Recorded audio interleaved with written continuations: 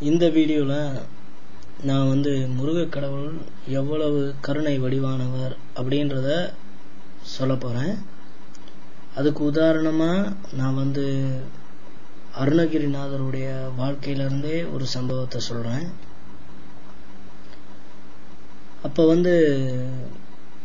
அருணகிரிநாதருடைய புகழ் பரவிக்கிட்டு இருந்த காலம்.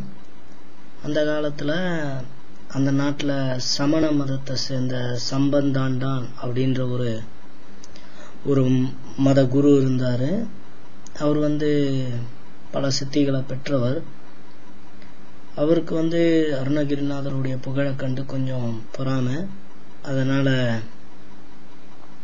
என்ன பண்ணாரு, ராஜா கிட்ட, அந்த நாட்டாண்ட பிரபுட தேவராஜன் அப்படின்ற ஒரு மகாராஜா, அவர்கிட்ட போயிட்டு, இந்த மாதிரி மகாராஜா, நான் என்னுடைய தவ வலிமையால் உங்கள் காளி தேவியை கொண்டு வர முடியும், உங்கள் கண்ணு முன்னாடி காட்ட முடியும், அந்த அருணகிரிநாதரால் முருகக் கடவுளை காட்ட முடியுமா அப்படின்ட்டு ஒரு போட்டி. அதுக்கு ராஜாவும் அந்த போட்டிக்கு ஏற்பாடு பண்ணிவிட்டாரு. பண்ண உடனே அந்த போட்டி நடக்கிற அன்னைக்கு இந்த சம்பந்தாண்டான் பல பாடல்கள் பாடியும் அன்னைக்கு காளி தேவி காட்சி அளிக்கல மன்னருடைய கண்ணுக்கு. தன் தோல்வியை அவன் ஒத்துக்கொள்றதுக்கு முன்னாடி என்ன சொன்னா, என்னால் காளியை காட்ட முடியலன்றது ஒரு பக்கம் இருக்கட்டும், அந்த அருணகிரியால் முருகனை காட்ட முடியுமா அப்படின்ட்டு. உடனே அருணகிரிநாதர் கிட்ட ராஜா போயிட்டு இந்த மாதிரி சொல்றான், உங்களால முடியுமா அப்படின்னோடனே இவரு சிரிச்சுக்கிட்டே, முருகக் கடவுளை பார்க்கறது ரொம்ப கஷ்டம் இல்லையே, ரொம்ப சுலபம், அவன் தூண்லையும் இருப்பான், துரும்புலையும் இருப்பான், எங்க வேணாலும் பார்க்கலாம் அப்படின்னு இருக்காரு. உடனே அப்ப அந்த ராஜா அவங்க இருந்த இடத்துல ஒரு தூணை காட்டி, இந்த தூண்லையும் இருக்காரா, வருவாரா, இது கிட்டத்தட்ட அந்த நரசிம்ம அவதாரம் எடுத்தார்ல விஷ்ணு, அந்த மாதிரி அதே மாதிரிதான் முருகக் கடவுள் தூண்ல, இந்த தூண்ல இருக்காரா, வருவாரா அப்படின்னு இந்த ராஜா கேட்ட உடனே இவரும் அருணகிரிநாதரும் கண்டிப்பா இருக்காரு, வருவாரு, கூப்பிட்ட உடனே ஓடியார கடவுள் அவரு, அதனால கண்டிப்பா வருவாருன்னு சொல்லி பல பாடல்கள் பாடி இறைவனை வர வைக்கிறதுக்காக பாட என்ன ஆகுதுன்னா, இங்க கோயில்ல பல கூட்டம், நிறைய கூட்டம், பல பேர் சேர்ந்துட்டாங்க. ஏன்னா கடவுளை பார்க்கறதுக்கு எல்லாருக்கும் அவள் தானே. ஏன்னா அருணகிரிநாதர் பாடினா கடவுள் வருவாருன்றது நிறைய பேருக்கு தெரிஞ்சிருக்கு. கிட்டத்தட்ட ஒரு 3000 பேர் கூடிட்டாங்க அந்த இடத்துல.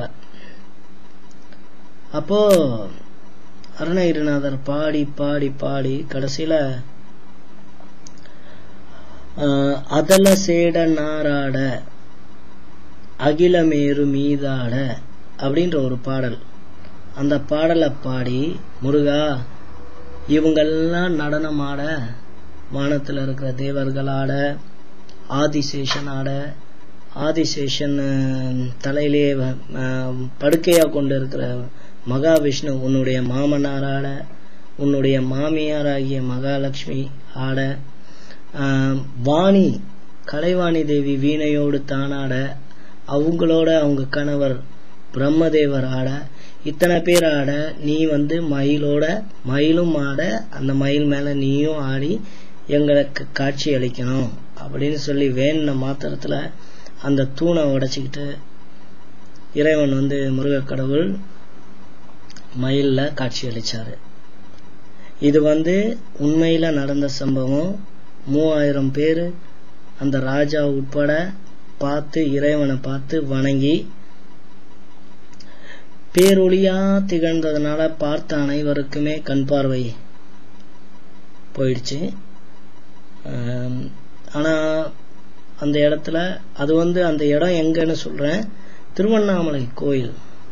திருவண்ணாமலை கோயிலுக்கு போனீங்கன்னா அங்க ஒரு தூண் இருக்கு, அந்த தூண்ல முருகக் கடவுள் காட்சி அளிச்சிருக்காரு. இது நிறைய பேருக்கு தெரியாது, அதனால சொல்றேன். அடுத்த முறை அந்த கோயிலுக்கு போகும்போது அந்த ஸ்தல வரலாறு தெரிஞ்சுக்கிட்டு போனீங்கன்னா உங்க மனசுக்கு ரொம்ப சுகமாக இருக்கும், இதமாக இருக்கும். நன்றி.